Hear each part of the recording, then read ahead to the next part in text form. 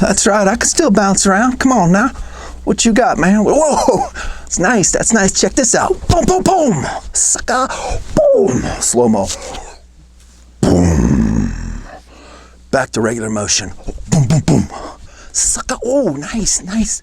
Oh, what you got? Boom, boom. Sucker. Post shoulder surgery. I still whip your ass. Boom, boom. That's right, sucker. Come on now. Boom, boom.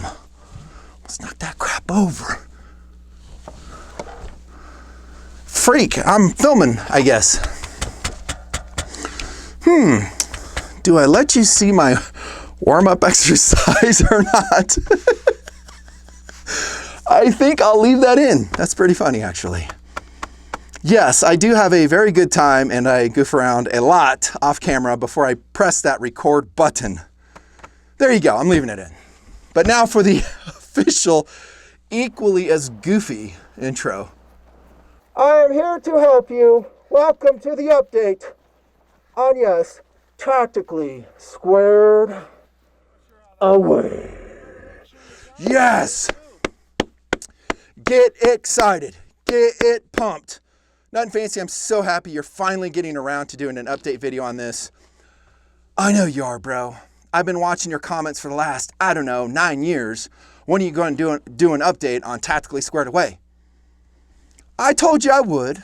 I had to put some thought into it. Yes, it's taken me about 10 years to do so. Okay, maybe not quite 10 years. Whenever I posted that last one. It's been a long time ago, though. And I've had a flood, a deluge of comments of, yes, I want an update.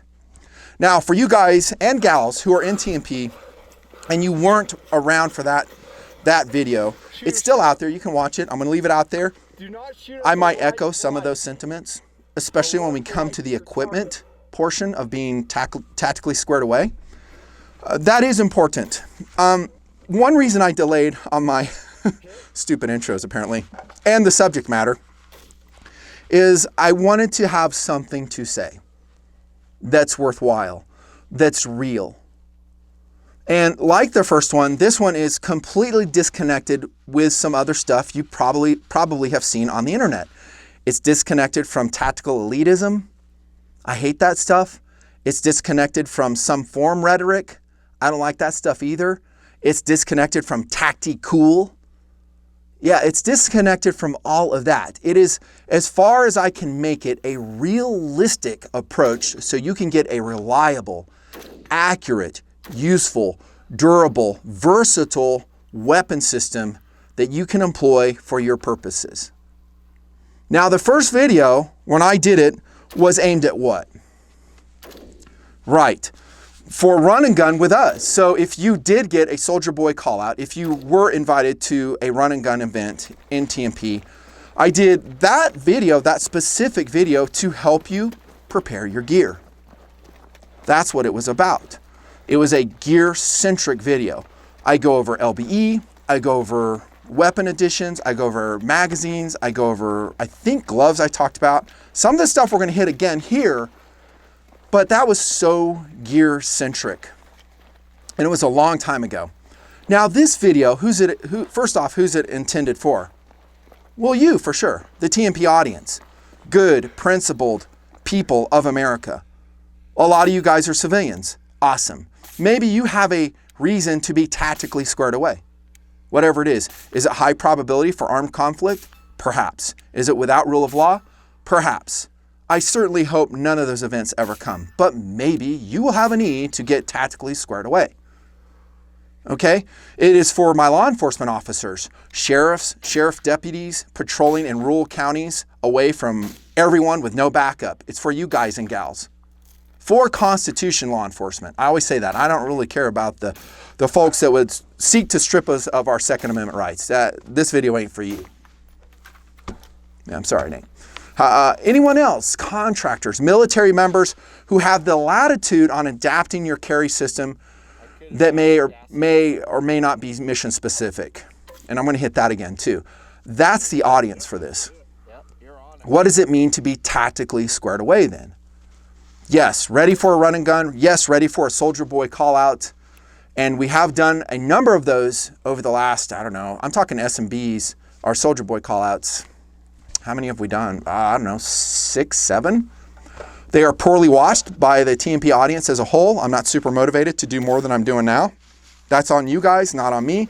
If they get 100,000 views within 24 hours, you're gonna see a lot more Soldier Boys, but they don't get that. But that's okay, because it's still data for a video like this.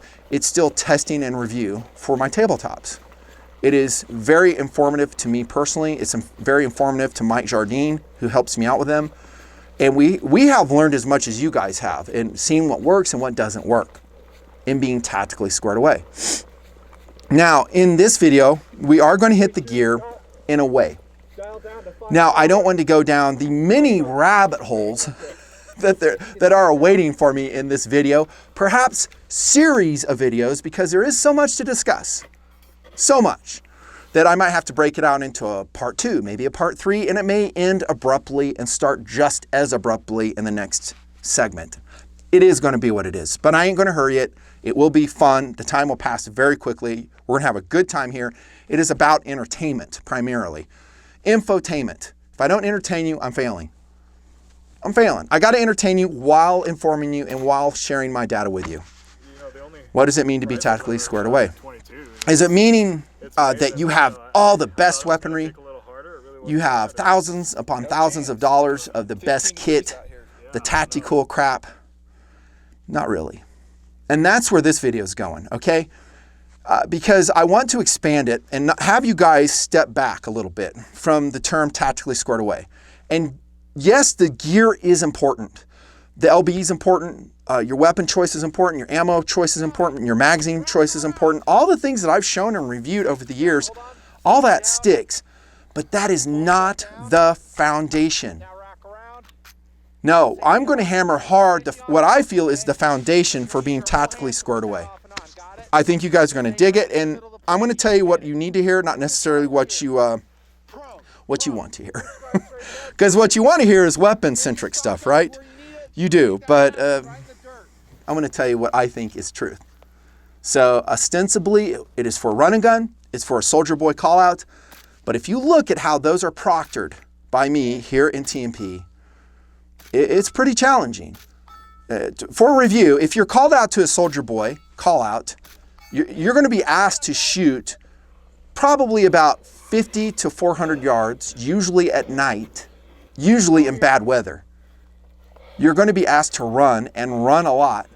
You won't have instruction during the course of fire. If anything is jacked up on the first run, we are going to mock you and you are going to deserve it.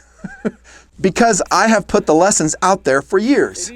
They're out there, so you should know them and get ready. So that is part of being tactically squared away. To be ready for a Soldier Boy callout. But again, I'm going to emphasize this. If you're ready for a Soldier Boy callout, let's just say 0 to 400 yards with your weapon of choice, inclement weather, lots of cardio, doesn't it mean you're kind of ready for a lot of things? That's kind of the point of Soldier Boy, right? That I'm making a lesson on camera for everyone. It's like, this is difficult. It's not as you see in a lot of other gun-tuber videos, a lot of video games, a lot of movies. There's a bunch of crap and misrepresentation out there. It's not that. Also, I'm not going to say my opinions are best. I'm not going to say that I'm the end-all information source about this. All this is about is me sharing my own philosophy with you, what I have learned. And yes, I am alone in the bunker. Tactical Doodle is too busy surfing Imgur, apparently, to come help me. I asked, I was like, hey, you want to help me? He's like, no. He's not really into this stuff, and he'd just be sitting over there making wisecracks.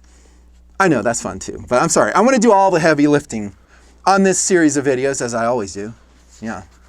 Being tactically squared away, what does it mean? Let me go back to a story, something that happened to me, that taught me many years ago what it means to be tactically squared away, and it will fly in the face of conventional wisdom. I was paintballing in 1988. I had three friends with me. We had a team of 4. We were camoed out. We were good. We were woods ballers, as they call them. I don't know if they still call them that. So we were combat players, like real world conditions in the woods. We were pretty good. We had smoked a lot of teams. We were practiced. We had some tactics. Not the best, but we were there. We were about middle of the pack in, being awesome. In this one skirmish, I had another dude with me, and I sent 2 other players on the left flank and on the right flank as we faced the opposing team. I was camoed out, I was quiet, I was being careful. I inched up to the edge of a clearing, and I just raised my head enough to get a look. I didn't see anybody, I didn't hear a thing. I had been looking the whole time. I thought the coast was clear. I exposed my chest just enough, and I got triple tapped right in the chest by paintballs. Boom, boom, boom, boom. I was dead. And I didn't even see the guy that killed me. I threw my hand up. I'm out for the game. And I go back and I'm walking. I was like, where did that come from? I don't even know where that came from. Well, we found out that on the other team, there were these guys that I think most paintballers would think are not tactically squared away. I may have told this story before. I forget. Dude who smoked me didn't have camo on. He had jeans, a flannel shirt, much like this one, long ponytail, and he had a simple Sheridan PGP, like pump action paintballer. They were actually used to mark trees for Forest Service. I don't know if you know that, but that's where paintballs were. I think they were originally designed for that. That's what he was shooting. I mean, I had an upgraded version of that with a tube feed on it. I knew it was the 80s, so we didn't have all this whiz-bang, fast, full auto, semi-auto stuff. They were just coming online at that time. He smoked me with basically a Mosin Nagant. No camo. And I got wasted. Now, we faced that team again, and guess what? I died again from that guy. And so did 2 of my team members, and I think someone smoked him. One of my last guys smoked him. But we got smart, and we found out his tactics. It wasn't just him, it was his teammate too. These guys were fast. They ran fast, and they never were in one place for long at all. They would just do hit and run tactics. And once they got in position, they were very quiet and stealthy. So he could like crawl and just very quietly snipe beneath the leaves. You never saw him. Didn't matter if he had camo or not because he's so quiet and low profile. And then lo and behold, he just quietly scoot out from that position, go back. He fired all of 1, 2, 3 rounds, and he hit basically everything he shot at. That guy was good. Did he look tactically squared away at the beginning of the paintball game? No. Most guys would look at him, and they did, and they discounted him. They go, oh, that's a weekend paintballer. He doesn't know what the heck's going on. Flannel shirt, he's got the long hair. I think he had like a cig prior to the game, so we're like, oh, this guy's smoking. There's no cardio with that guy. Wrong. I learned a good lesson from him, and that is don't take any opponent for granted ever. Don't ever take an opponent for granted. And you need to look very carefully at your own tactics and your own tactical sphere. That was lesson 1 of many lessons I learned throughout playing both airsoft and paintball. And by the way, I recommend both of those disciplines for teaching you how to be tactically squared away. Now that story sets us up perfectly for what I want to be the foundation for this update. And that is, it's not the weapon system, it's you that makes the difference. Just like in that story, it wasn't his gun that made him a great player. It was his mindset. It was his cardio. It was his will to fight. It was him being smart. That, my friends, is the foundation for being tactically squared away. There you go. I knew you'd love it, and it's just truth. But so often we concentrate on the AR-15. We concentrate on the body armor. We concentrate on the optic. We concentrate on the flashlight and all this other stuff, which, like I said, is necessary. It is important, but that's not going to win the battle. In World War II, there were plenty of awesome tanks on the battlefield that were destroyed by super smart tank commanders that had inferior tanks. Just ask the Germans. They experienced that a lot. And likewise, so did the Allies. Yeah, it is the man, not the weapon system. So the foundation for this update on being tactically squared away is this: physical and mental toughness combined. That's what I want you guys to develop. My military operators, my pro-Constitution law enforcement officers, my sheepdogs out there, that's what you have to work on. We as a modern people are soft. We're used to being comfortable. We're used to having food whenever we want it. We're not used to getting shot at. We're not used to being in pain. Part of the reason that I do Soldier Boy at night, when it's cold, when it's driving rain, when it's snowing, or when it's really hot, is to illustrate that concept and to test you. I want to test your mental toughness. I think shooting accurately has a lot to do with mental toughness. Did you know that? Has a lot to do with mental concentration, has a lot to do with your ability to block out being uncomfortable, being tired, being winded. That is the foundation of tactically squared away. Being physically tough and then combining that with mental toughness, that, my friends, gives you the foundation to support everything we are going to stack upon it. And it's going to be a lot. No, I'm not just talking gear. I'm talking about situational crap. The fog of war. You have to be ready to contend with all of that. Are you ready? Mentally, physically. The absolute definition, for me, that's all it is, my opinion, on being tactically squared away is the ability to project firepower and still survive. That's it, stripped down to its essentials. To be able to put firepower on target and to get away and live to fight another day. It sounds simple, doesn't it? Trust me, it's not simple. It's not simple. It's complicated, it's difficult, and there are a lot of landmines out there waiting for you. One is, if you think you can launch out and be so-called tactically squared away and you're not physically fit, forget it. Forget it. And I'm not standing in front of this camera acting like I'm Joe Fitness. I'm not. I am post shoulder surgery. You saw me swinging there. I'm working. It's part of my PT. I try. I do what I can. And that's all I want you to do. I want you to do what you can. For instance, I think 4 times a week you should run on a treadmill or run around your neighborhood.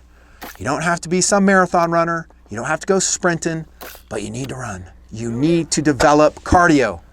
Just like the movie Zombieland said, cardio, cardio, cardio.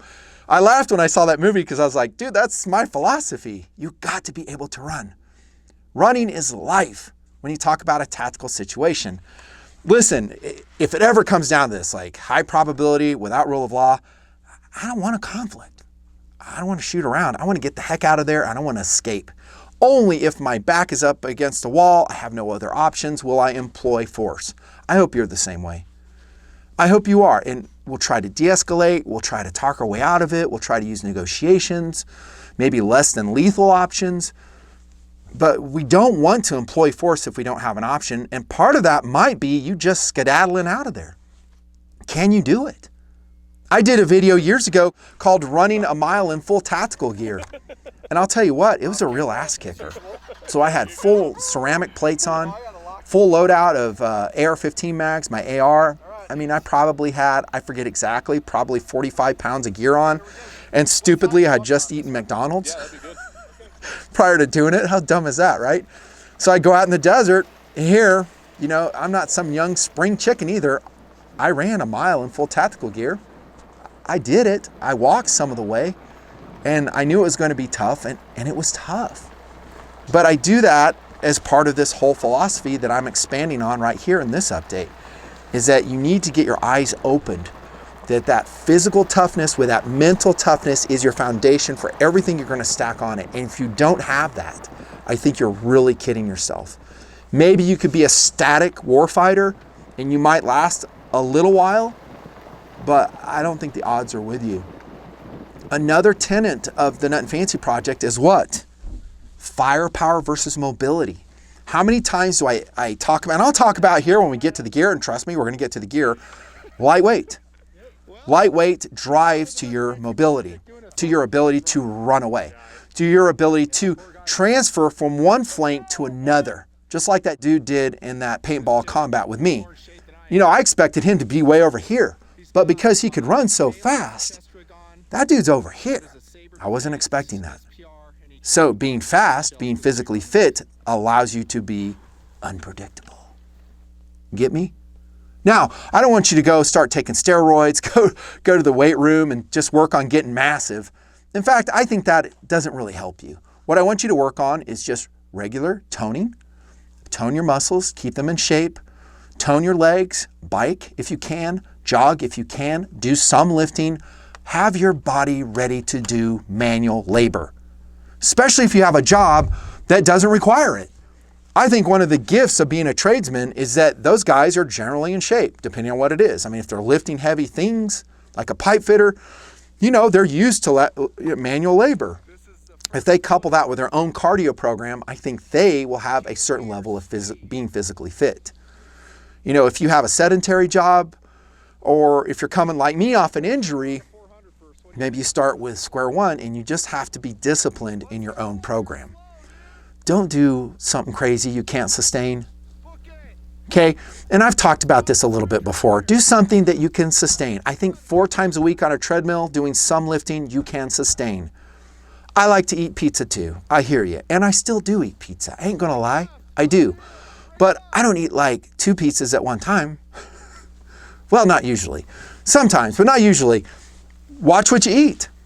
If you're serious about being tactically squared away, then you should be not like possessed about it, but serious about your diet, serious about your activity level, because that's the foundation. You think you're going to be humping around 80 pounds a gear? From point A to B, it's a 5-mile hump, and you don't have a vehicle to take you, and the chips are down, and you're without rule of law, and you're in a team, and you got to bust ass from point A to point B, 5 miles, and you need to make it there like now. You're going to be huffing and puffing and spitting up blood. No, dudes, you got to get in shape. Start peeling the pounds and being in shape. Now, I do understand that there are some of you guys that have disabilities, and I feel you. I know people like that. I think I'll be in that ballpark too. I've had 4 knee surgeries. I just came off a shoulder surgery. I have issues. I have a torn muscle in my leg right now. I'm just telling you, I know what it's like. All I'm telling you is to do the activity level that you can safely do. And if you can't, then you can't. Then you will be a static warfighter, and maybe you can be employed by some team somehow, some way. Just saying. But you need to get physically fit. That's your foundation. You need to be able to run and run fast. You need to be able to hike, I don't know, 10 miles. Not without a load, but you should be able to walk 10 miles right now. Just go out the door, grab some water, start walking. Can you do that? Can I do that right now? Even with my leg, I could do that right now. 10 miles. Would it be fun? No, but I could do it. Now, you put a load on my back. Right now with my fitness level, which by the way is crap, yeah, I could do it. I could do it with a 60-pound pack, 10 miles right now. I could do it. Even with my shoulder. My shoulder would be hurting, but I could do it. And that gets us to the second part of that, the mental toughness, right? This was physical toughness. This is mental toughness. Those two combined into making you a sheriff's deputy ready to answer the call, you know, a civilian sheepdog ready to answer the call. The mental toughness is just as important. The newer generation, I think, and I don't want to go on some big rabbit hole rant. This is one of those rabbit holes I was talking about. They're not that tough. It's like when they're faced with any adversity, anything that goes wrong, they just go down and sit down and fold their arms and they go, well, I'm done. And as older generation folks, we go, what? No, just regroup and do it again. You're not done. Quit being such a pussy and get up and fight. How would you like to be beside that guy in the foxhole? You know, round hits right by him. Maybe he takes a grazing round in the shoulder and goes, well, I'm done. Well, you're still alive. Does your trigger finger still work? Well, yeah. Well, help me out here. I need your help. This is mental toughness. Being able to be ready to fight. Fight. You got to have that fighting spirit. It doesn't matter what weapons you have. It doesn't matter how cool they are. If you don't have a will to fight, if you don't have the will to fight through adversity, cold, heat, discomfort, being tired, being hungry, you're kidding yourself. You're kidding yourself. Find ways to get uncomfortable. Once again, I have modeled that over the years in TNP. Backpacking. How many backpacking excursions have I shown? Winter camping, being uncomfortable, being out there making the fire in the snow and the cold. I've done a multitude of videos on that subject, and that was the underlying principle, is being able, and I talked about it on camera, being able to make yourself and even your children uncomfortable and know that everything's going to be okay. Just because you're uncomfortable doesn't mean the world's going to end. Just because you get wounded doesn't mean the world's going to end. Fight on. Fight on. There are a lot of great examples in World War II of soldiers who got injured and they just kept fighting. They just kept fighting. And I would hope that we all be that way. I know it's difficult, but to have that will to fight when the chips are down, I just respect guys like that they don't give up. It doesn't matter what's happening, they won't give up. I love guys like that. I want to be on that guy's team because I can count on him. He's reliable. He's not going to give up. And chances are things are not going to go as planned. Imagine that. Murphy's Law is going to come out and wreck all our planning. And we're going to have to be adaptable. We're going to have to be resilient. We're going to have to be committed. That is the foundation of being tactically squared away, my friends. Something I didn't talk about in the first video, but everything I say hereafter kind of matters. That, what I just described, totally matters. Totally matters. I'll take a guy who is physically fit, who is mentally tough, armed with a Savage Axis with a $40 3x9 Bushnell scope, and his pistol is a used surplus Makarov as my team member, before I'll take someone with a bunch of whiz-bang tactical crap that doesn't have any of those attributes. That guy's tactically squared away, even though his weapons, a lot of people would look at and go, he's not really a threat. Oh, he's a threat. He's a threat. All we're doing from this point on is improving our situation. All we're doing from this point on is improving our warfighting capability by small increments.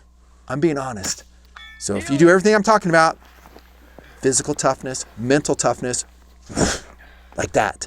Oh, by the way, add into that tactical ability, the ability to think and employ tactics and be smart. Again, going back to training how to get it, just tactical thinking, being creative, on your feet thinking, that goes with it. But you have that, and then you have your weapon set, and it's kind of, you're still tactically squared away in my book. Because with a Savage Axis, you can get a lot of other guns, can't you? Yeah. Everything we're doing after here, again, is just incrementally improving our capabilities. It is. And guess who else believes in that concept? That's right, the United States military. What do they do when you sign up? Do they just lead you by the hand to your M1 Abrams tank, to your AH-64 Apache, to your LAR-5 Draeger rebreather, and say, here, go on your SEAL mission, we'll see you later. Here's the map, how to get to the bad guys. Do they just hand you an M240 and say, there you go, skedaddle, bad guys are over there, we'll see you when you get back? No. What do they spend a lot of time doing? Tearing the individual down to teach him what? Here we go again, physical toughness with mental toughness. That is their foundation. That's the foundation to being an effective soldier. It's always been that way. So what I'm telling you is not groundbreaking. It's been out there forever. In the terms of this being tactically squared away, bringing that principle into this, maybe it's a little bit fresh. But that principle has been out there forever. They want you to be mentally tough, physically tough, and then they'll put weapons training in it. Then they'll put mission training in it. And then they'll train you in your job. But that's the foundation.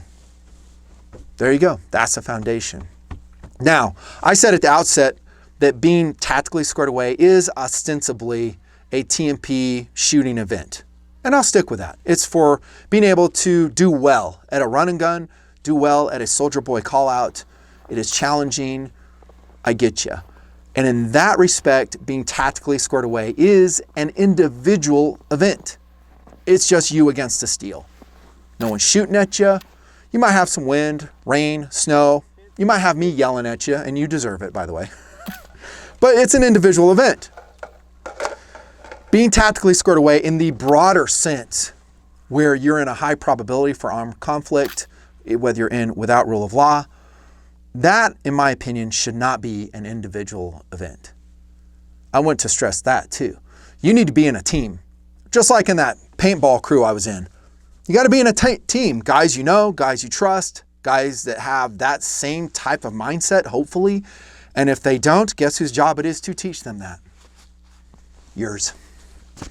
You need to be in a team. If you're a singleton out there and you think you're Joe Cool, you got all your crap on, you think you're just gonna own the world, you're gonna get smoked. I'm gonna tell you that. I don't care. I don't care if you're physically fit. I don't care if you're mentally tough. I don't care if you got the best weaponry in the world. I don't care if you have all the body armor on. Ain't gonna matter. One dude ain't gonna last very long. It's gotta be a team concept. You gotta be in a team. You officers out there on WROL Patrols, same goes for you. You need to be in a team. Don't try to go John Wayne on a situation. You might have the training. You might have all those attributes with you already, great weaponry. Unless it's time critical, like an active shooter or something, then you gotta do what you gotta do. But if you have time, get your buddy out there with you. Okay, build a team. Build a team. A team, your chances of survival goes way up when you have a team. If you're, Joe Singleton out there, dude, it's not gonna work well. And there might be some situations like that, guys. I ain't gonna lie to you. Again, in HPAC, as I'm calling it, high probability for armed conflict or without rule of law, you might not have that choice, and you gotta do what you gotta do. You stack the odds in your favor, but if given a choice, I'm gonna build a coalition. I'm gonna use my neighbors. And I've talked about that in multiple videos. The reemergence from without rule of law, it's building rule of law again, and you start with your neighbors. I've always said that. That, my friends, is a very important foundation. I'm very excited to share that with you. I hope you agree with me in that. So that remains the focus for this update series of videos, being tactically squared away. That you are ready to respond effectively to a potential Nutnfancy Project Soldier Boy callout or something like it. Are you ready? Are you ready to report for duty? Ouch, shoulder. I can still salute though. Yes, Nutnfancy, I'm ready. Here we go. I know what you're saying. Please call me, Nutn. I've been ready forever. I will fly in. I will drive 1,000 miles to do Soldier Boy. Please call me. I'm ready. Standing by the phone. Please call. I know a lot of guys tell me that. I do. And the amount of people, TNPers, I will be able to tap for short notice Soldier Boy is very limited. Due to, again, sorry, it's the truth, audience support. So the audience doesn't really watch Soldier Boy. They don't really care about it. And I'm talking about the entire TNP audience, blah, blah, blah, all of that. Give me 1 million views within 1 week, you'll see Soldier Boy every month. There it is. I have too much other content I have to push through. I have tons and tons and tons of reviews going through a very small funnel. And so I'm constantly trying to slow my content flow. I produce a lot of content, and Soldier Boy is just one other thing I have to get in that mix. There's your answer. So probably you will never get a phone call from us to do Soldier Boy. Are you sad? Yes, I am, and I'm very sad. Well, don't be, because look on the bright side. You are prepared for the important stuff, right? The important stuff isn't Soldier Boy. The important stuff is being ready for, sorry, I got to use my megaphone again, real world. That's the important stuff. How did I come up with the idea of Soldier Boy, by the way? Guys have asked me, what's your inspiration? And the inspiration was this. Here we go again, sorry. To cut through the crap of the internet. So much crap about being so-called tactically squared away. Guys are like, I'm ready, I'm good to go. And I was like, let's test them. Let's see if they truly are. Because from what I've seen out there with ourselves, with my crew, with myself, dude, it is really hard to be tactically squared away. There's something always going wrong with your systems. Maybe you're not physically fit. It was eye-opening in doing TNP that how difficult it was to actually make hits at 400 yards and under those really tough conditions. It's not easy. And I just wanted to show the world that and go into school. It's basically a learning experience. It is for me, like I said, for the crew, for you guys watching it. And there is a backlog of SB experiences to be watched already. Have you watched them? Go to the playlist. I have a Soldier Boy playlist. If not, I'll make one. And now I'm posting them on the B channel because I have too much content to post on the A. There you go. So now we morph into perhaps your favorite part of the video. You ready? Equipment selection for being ready for a Soldier Boy callout or something like it. Again, it will make you ready, prepare you for real world. And this is just my approach. It is just my opinion. I'm not the expert. I'm just going to share you what I would do. Okay, let's say I'm in your shoes and I know I'm going to get a Soldier Boy callout. And this is going to be kind of a funny thing right here. So we're kind of going to go away from real world stuff for just a second, and I'll bounce back to that as we talk about weapon selection and the other stuff.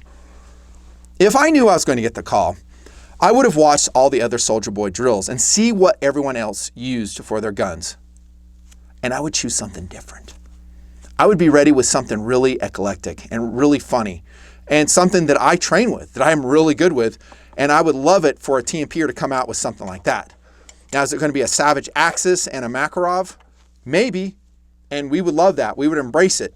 But maybe it's something just different that we haven't seen before. For instance, I don't remember, maybe I'm wrong, but I don't remember any TNPer coming out to Soldier Boy and ever using an AK variant rifle.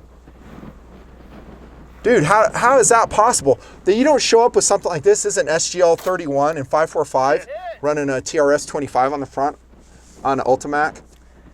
Dude, how do we not have someone come out with something like that? We've been waiting. Never happens. But that's what I would do. So, getting into perhaps, again, your favorite part of the video. Actually, Nutnfancy, I really like that part about mental and physical toughness. And like you, I like pizza. But I'll try to lay off, and I'm going to hit the treadmill once in a while. Good. Because that is the foundation of everything I'm telling you here, right? I'm stressing that over and over again because it is important. I want you guys to be physically tough, mentally tough, blah, blah, blah, all that. Okay? But getting to my weapon selection, what would I choose? For Soldier Boy, I'm going to get a call out. You know the answer, right? Of course, I'm going to show up with my favorite second cool machine gun of all time. You should know this. The MG42. Here would be my weapon of choice for a potential Soldier Boy call out, TNPers. Show up with an MG42. Yes, and extra drums, ready to rock and roll. That would make a statement. That would be funny. It would be hilarious. MG42 and Soldier Boy. Oh my goodness, I would love it. I know what you're saying. I know what you're saying. Hey, Nutnfancy, that's not real. You think? Of course it's not real. But it's freaking cool. And it makes a point. It would be fun to do something different in Soldier Boy. Real world? No. We're just goofing around now. We're just talking about interesting weapons for Soldier Boy. What would I choose? More seriously, what would I really choose? We've had a bunch of AR-15s come out. Lots and lots, and they are awesome. I'm going to circle back to the AR-15 platform for sure. But what I would do in Soldier Boy if I were to get called, seriously, and I'm not joking around now, M&P10, a sapper, one of my all-time favorite sappers. This is what I would show up with. Ready to rock a sapper. 308 caliber, 400 yards would be a piece of cake. I'd be knocking your metal targets down at 50 yards. Like, seriously, I would knock down the targets. You'd have a problem keeping the targets up on the short-range shots. This is what I want to see come out to Soldier Boy. Okay, and some other options. And by the way, now we're going to morph into maybe away from Soldier Boy and real world. Being prepared for something like Soldier Boy or needing a weapon system to employ in that manner. How about we get a freaking Mini 14 coming out, y'all? Where are the minis in Soldier Boy? Totally capable. Yeah, if you train with a Mini, you're good with a Mini, it can do Soldier Boy. You might struggle a little bit out to 400 yards because they're not that accurate, especially these older generations of Mini 14s, but they can still get the job done. Yeah, lightweight, easy to carry, cool, different, grand style of action. I'd love to see a Mini rock Soldier Boy drill. Okay, and then anything on the back wall would be cool. AK variant right here, right? Old school, AR-15. This is a Wyndham Armory retro. Watch for this review. That's a great gun. How about a Tavor or a Bullpup? Where are those in Soldier Boy? Nowhere to be seen. A FAMAS? That would be even better. Even better. And the list goes on for what would be fun and entertaining and perhaps challenging to its user in Soldier Boy. And we could go a whole list of bolt action rifles. Okay, so that's an SB focus. How about real world? Nutnfancy, what would you choose if you're going into the crap? If you're going into high probability without rule of law, you're doing neighborhood patrols, and that's a good application of everything I'm talking about. What's your primary choice? To answer that question, we have to think about mission focus. What is the mission? Okay, and granted, the Soldier Boy preparation does prepare you for a wide variety of situations. Definitely not all of them, though. When we talk about mission focus, we need to think about, do we have resupply? Where's an ammo cache that I could have access to? Is it reliable? Can I find it? Will it be discovered? Will I be able to access it? Will the boundaries change where I can't get to it? Big question. In the military, they often, and actually always do, have a resupply function. Okay, they have that luxury. So what they carry on their person, their weapon selection, their equipment selection, their mission support gear, their food, their water, is really tied to that resupply. Okay, what kind of target will I have, or I might have? Is it going to be a hardened target? If so, maybe a 5.56 isn't enough. Will I be, engaging through glass, metal? Maybe a 5.56 with certain loads isn't enough. What's the mission focus? How far do I have to walk? How long will I be on my feet? What kind of physical shape am I in? Hopefully it is awesome shape, but realistically it may not be. What type of physical capabilities do I have? What kind of weapons are my team members carrying? Mission focus, okay? But for this answer that I'm going to give you right now, I am assuming that I have a very small team, maybe 3, maybe 4 members, and they will be like equipped, more or less. Okay, and then for my first answer, I'm going to assume that I'm not going that far. In other words, I'm not hiking 10 miles. I'm going to be near my supply point. And if you say that, if you determine that is the mission application for that, then I just showed you what I'm going to carry. 308, dudes. Sapper. This complicates the enemy's problems, doesn't it? Goes through car doors, metal, glass, lots of body armor. It's reliable, it's accurate, it's easy to shoot. It's basically an upsized AR-15, of course. This, again, is a Smith & Wesson M&P 10, Cerakoted by myself, and I think, Magpul, flat darker, something like that. And it's opticed out. And I'll talk about that here in a second. This would be my first choice if SAWC can allow me to carry it. And again, it would probably be my first choice in answering Soldier Boy, just because it's funny. And I want to train with it. Sapper, dudes. And I say that in my tabletop reviews, right? Over and over again, that if I can take the weight, I'm going 308. That is assuming I don't need a high volume of firepower, though, because those are 20-round mags. Actually, in this case, I think this is a 25-round mag, PMag variety, in this M&P 10. It is rounds limited in that respect. For the same amount of weight, we're going to carry a lot fewer 308 rounds than we will 5.56 or 5.45. Mission specific. But I'm assuming in that answer I'm giving you right now that I have an ability to get more ammunition, that have some type of system to do that. Now, going down the list, other guns that I would recommend for Soldier Boy, real world stuff would be, of course, the AR-15, y'all. You knew this was coming, right? This is what we see show up in Soldier Boy 100% of the time, and I'm not really criticizing it. It's lightweight, it's user adaptable, it's durable, it's accurate. What's not to like about an AR-15? Done right. What's not to like? The reason we've seen so many is because it is so perfect for the job at hand, and for most jobs, actually.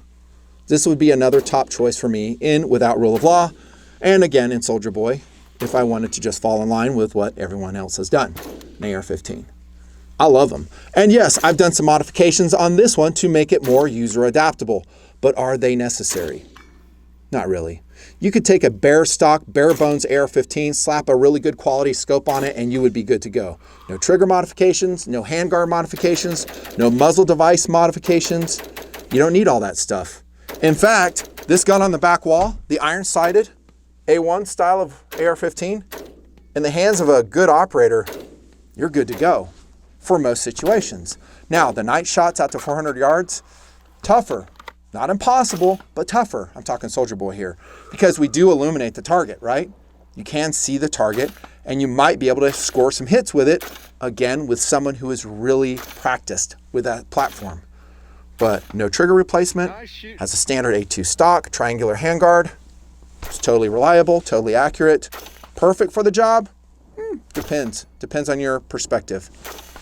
Me, for my systems and for my capabilities, or I should say lack thereof, I'm putting on additional things on my gun to, help the odds.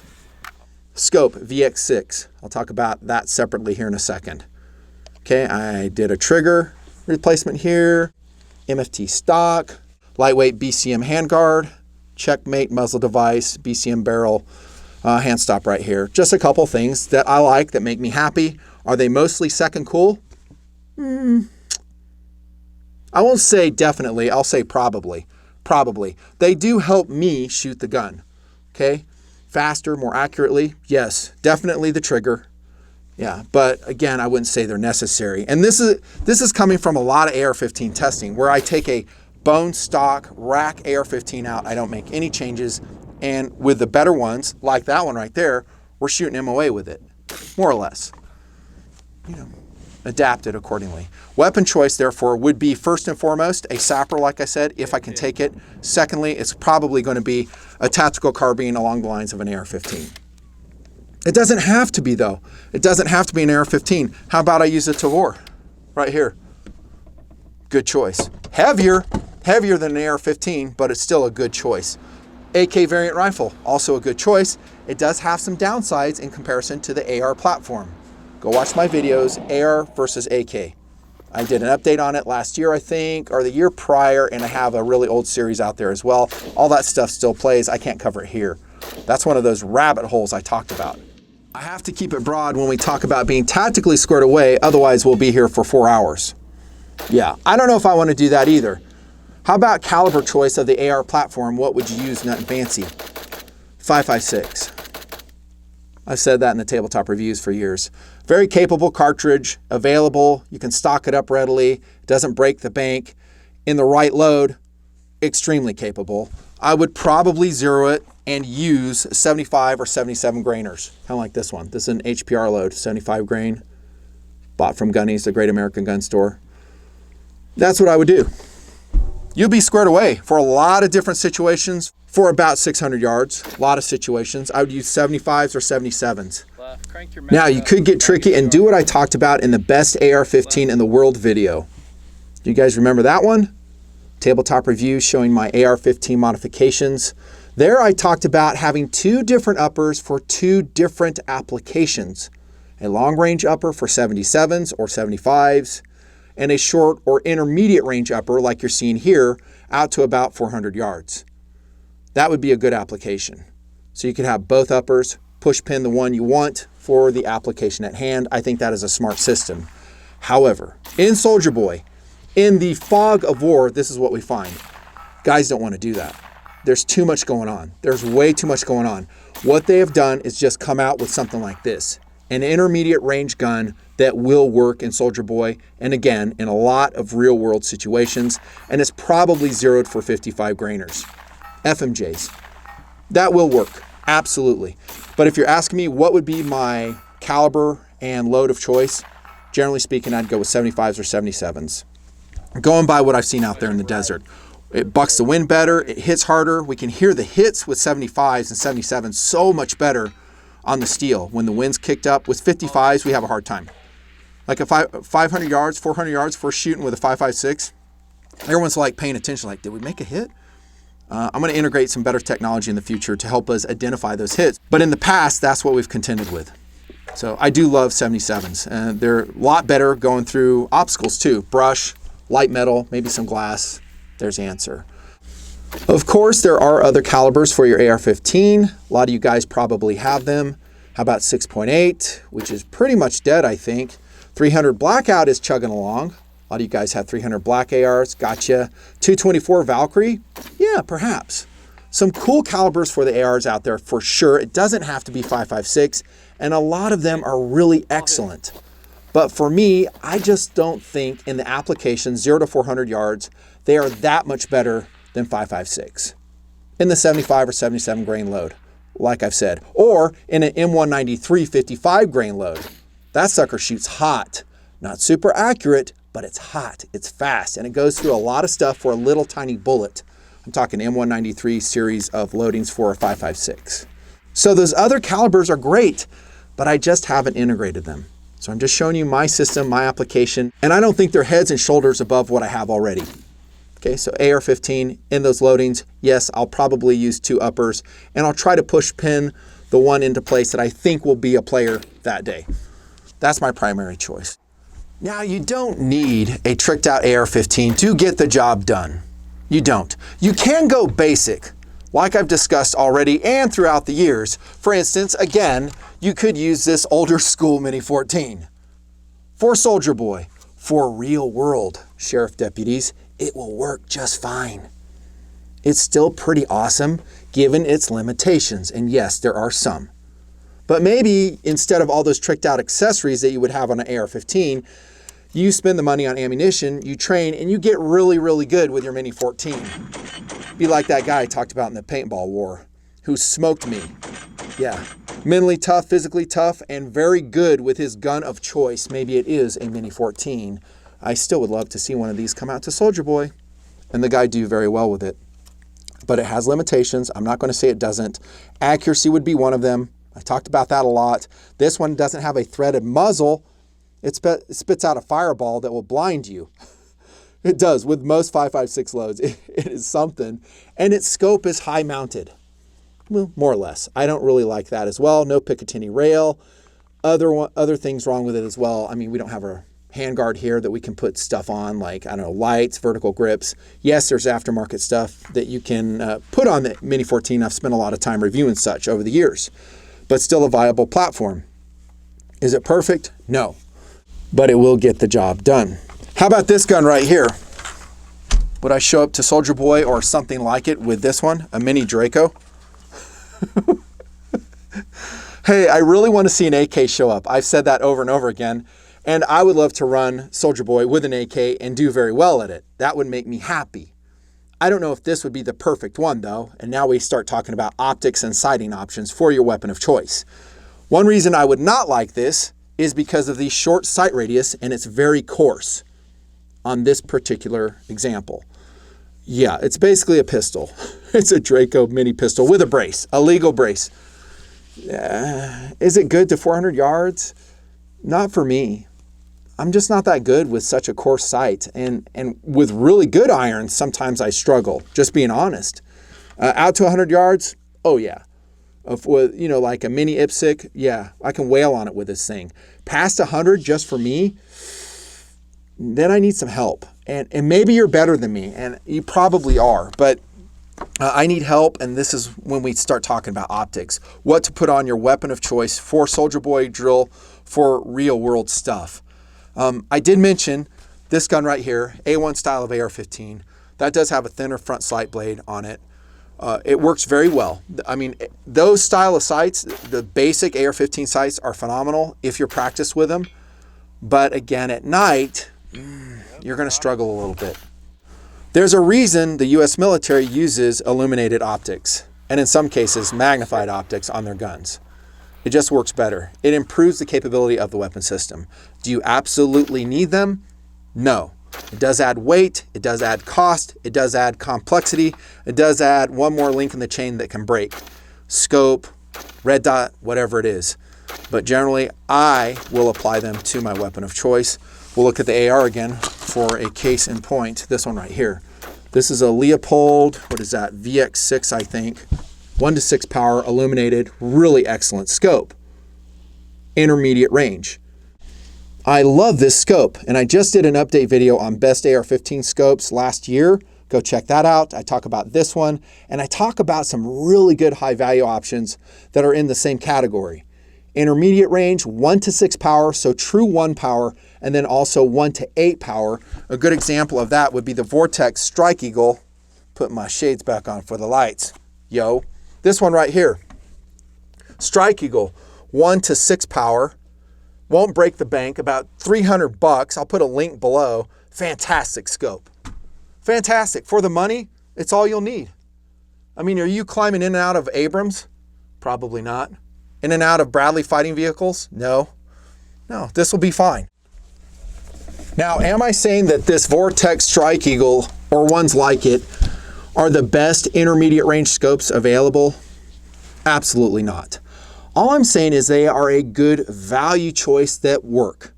They're bright, they're reliable, they're illuminated, they have good reticles, and they don't break the bank. I use them a lot and I've come to trust them. And I don't mean to just promote Vortex, but they are here in the bunker with me, and so I'm picking on them. Good choice. My favorite would probably be the 1-to-8 power. This one again is a 1-to-6 power illuminated. If you want a better scope, I say go for it. Just get ready to pay. How much? I would say around $1,000, maybe even more. For how much increased capability? Hard to say, but I will ballpark and say about that much. Improved capability. To be non-scientific. Are they better scopes? Yes. Are they brighter? Probably. Are they easier to look through for an extended period of time? Something probably you won't be doing, but the answer would be yes, they are. But they're also about, not necessarily $1,000. Case in point, the Leupold VX6 on top of this AR. I spent $960 to get this scope. I love it. It's great. I've tabletopped it along with those other AR-15 scopes. Go check out this video. We have a more in-depth discussion about this glass. But is it that much better for the price paid? Not really. Not really. I'm not going to go out and buy these anytime soon. They're just too expensive. And I have other guns, testing guns that need glass. I'm always swapping out optics, using mostly intermediate range scopes for these drills I'm talking about. I do love them. They are clear, but again, they're not necessarily for me and what I do, and that's all it is, my opinion, that much better for Soldier Boy. I think you'll be well served by a value scope, again, like the Vortex Strike Eagle, or ones like it, in that 1 to 6, maybe 1 to 8 power range. Again, my preference would be the 1 to 8 power range for the longer range engagements. Now, in years past, I have advocated higher magnification scopes for Soldier Boy. I will stick with that, actually. Even though I'm pushing the intermediate range scope right here, illuminated, by the way, I'm really an advocate of illuminated for that intermediate range scope. I have said that if you want to do really well at Soldier Boy at the longer ranges, more magnification is better. This is a Pro Staff 7 by Nikon. By the way, I've heard Nikon is discontinuing all their rifle scopes, so if you want one, buy it now. Bad news, because I really, really love this scope. It's 4 to 16 power, so it's higher magnification. Would 4 power work in closer range? Yeah, for this sapper, I think it would. It would work. Not ideal, but it would work. But when we go extended ranges with this sucker, we are good to go. It really minimizes our errors. It shows us what we're doing with our breathing control, with our trigger control. We can track hits better, especially if you're in a spotter position with this gun. I love the scope. This one also is a value scope, the Pro Staff 7. It doesn't cost that much, at least when they were making it. Yeah, only thing I don't like about this particular scope is that it is not illuminated. But I've shot at night with it a lot on illuminated steel targets, that's all I'm saying, and it works. You know, to get this scope in an illuminated feature, again, I'd have to spend probably double. So this was like $475, I think, just going off memory. And then to get one like it with its capability, same magnification range, and more importantly, the same weight. This is a lightweight scope, and I'm really going to hit on that as the series progresses. $1,000, and I just don't have that money. So I just make do, and it works. It'll get the job done, even non-illuminated, and it makes your ability to hit those longer range targets easier. You don't need it, but it's easier. You can do it with a 1 to 6. You can do it with a 1 to 8. You can. What you probably can't do it with, at least reliably, as we have seen out in the desert, is just a non-magnified optic, like you see on that SGL-31 above me, 545 AK variant. So it has that aim point on it, not aim point, but a TRS-25. Again, for me, and it's just my mileage, it's very difficult for me to make hits, long-range hits with just a red dot. I'll get it about, assuming I'm having a good day, let's say it's at 400 yards at night, probably 60% of the time I can hit it, depending if the gun's accurate, which isn't horrible, but with a magnified optic, something like this, you'll hear it too. Like that Vortex I'm showing you in the background on that Tavor, a lot better, maybe 80 to 90% hits if my breathing control and trigger control is good. I do recommend illumination if you can get it at a price you're comfortable with. And by the way, that's a really important point. The price you're comfortable with, because all this Gucci stuff I'm talking about will cost. You build an AR like this, it's going to cost. Every component racks up the cost. I've always advocated buying something that is mostly right out of the box for you guys to save you money. And I've reviewed a lot of black rifles that are fantastic, and you don't have to go break the bank. Same with optics. That's what I'm preaching to you right now, is value. I mean, if you want to go out and spend for your tactically squared away system, 10 grand for one system, that's on you. I say rock on. I will say it's not necessary at all. Now we got to push on to pistols that will be paired up with a rifle of choice. So many great offerings, so many great guns. I'll just show you a few. You ready? The IWI Masada, recently reviewed, 9mm, and this is wearing a TLR 8, I think. Yep, TLR 8. Great gun. Would I trust it to go to war? Absolutely. It's awesome, totally awesome, and it's lightweight, as are all the guns I will recommend to you. So they're going to be about 25 to 27 ounces. Generally, with an integrated system, I'm not going to go above 27 ounces for a pistol. It's a backup weapon. It's not primary. I'll talk about ammo loadout later. But I need that gun to be light. Kind of like the CZ P10C, y'all. Fantastic. Love it. This has the Apex Tactical magazine release. Low bore axis, super lightweight, super reliable, super accurate. Great competitor against the Glock 19. I love the CZ P10C. I pretty much always have. And I think they have squared away this gun in subsequent versions. I have an update video on this. I can't remember if I posted it. It'll come out sometime. Watch Patreon. The vids always come out first. This one I would trust. It's just a little bit too heavy. It's an EAA Witness polymer. It's a little bit heavy. Let me see if I wrote the weight on it. Yeah, it's 30 ounces. So I'm not going to run a 30-ounce gun. That pretty much excludes, and I'm talking if I'm humping some gear, like going a long ways or doing a lot of running. I'm not going to take a P226 with me. I'm not. A 1911, nope. Beretta 92, nope. And even this would stay at home. But how about this one? I would take this one. This would be a great run and gun choice, a great Soldier Boy choice. Oh, the Steyr M9A1 or the L9A1 long slide. Great guns, great guns. I would totally integrate this. Go to war? You betcha. I love the Steyr products. And they've been coming up, actually. I mean, they were pretty much forgotten when I did a review on them, probably a year and a half ago or so. And since then, I hear a lot more guys talking about Steyrs, and they're using them, and they love them. A little bit fat in the slide, a little bit fatter than Glock. That's about the end of things that I don't like about it. Great grip. Good sights are different. You know, the trapezoidal sights are just different. You'll get used to them, and they provide excellent accuracy. Great gun, great gun. And then as we go into LBE in the next segment, I'm going to show you, of course, some Glocks and maybe another gun that you may not suspect. Now remember, the pistol is a backup weapon. It is not primary. Do I always recommend having a pistol paired with your rifle? Depends on what you mean. For Soldier Boy, yes, you need it because we do pistol drills and we do tactical carbine drills. They are integrated and always have been in TNP. I think that's fun. It's more challenging for the operator to transition from, you know, his sidearm to the tactical carbine, AR-15 or whatever, and just go back and forth. It's interesting, it's challenging, and it's fun. And Soldier Boy is about fun as well. So it's kind of a game. We're just playing a game. For real world, would I always advocate having a pistol? No, not really. That's the true answer. Because it's weight, and actually it could be a lot of extra weight. It really just depends on the mission.